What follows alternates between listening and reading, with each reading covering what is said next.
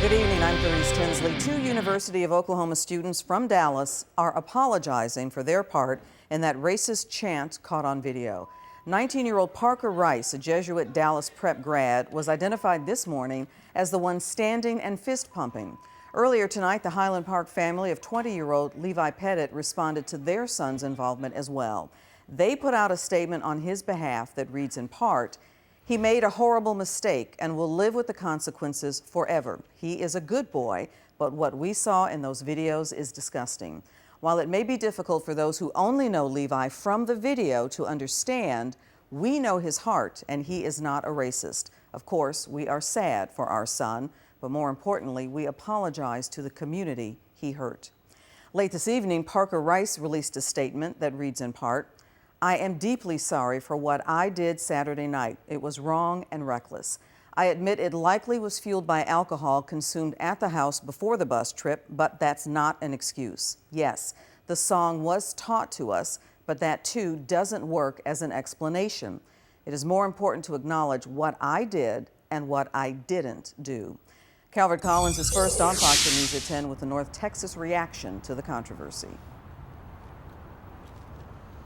Well, some, Clarice, who knew Parker Rice from growing up or attending school with him at Jesuit College Prep are defending him, saying that he really is a good kid and his parents are supportive and very involved in his life.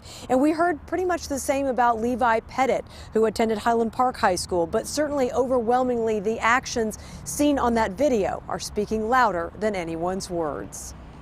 With his back to the camera, Parker Rice went from an unknown freshman pledge to an infamous frat boy with his chanting captured on video. No one was home when we asked for comment at the Rice family house this evening. Rice graduated from Jesuit College Prep Dallas in 2014.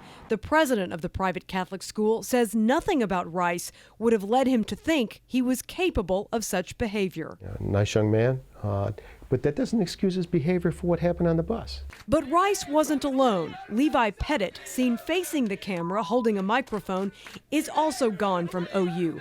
The scandal has brought out local protesters demanding apologies. We are not going to tolerate these racial slurs in our city, in our country, and our universities across the countries. Pettit graduated from Highland Park High School in 2013.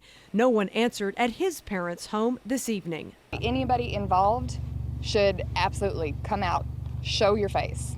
Don't do this behind closed doors. A handful of protesters went to the Rice home with signs, believing the parents should bear some responsibility. He is our future. This is what our future is being taught, and racism is something that is taught. This is not something that you're born with. This is something that is a learned behavior. The pervasiveness of the racial slurs is what bothers Mallory, a civil rights activist and mother of 3 biracial children. Most of the people that were on that bus who were chanting this was something that they knew. This was a song that they knew. This is something that they have rehearsed. These are lines that this is a song. Jesuit's president considers this episode a stain on his school's reputation, especially considering the Dallas Prep School was the first in the city to integrate. I'll be frank, I'm appalled at that kind of stuff going on. I mean, I'm saddened by it because I think it hurts everybody.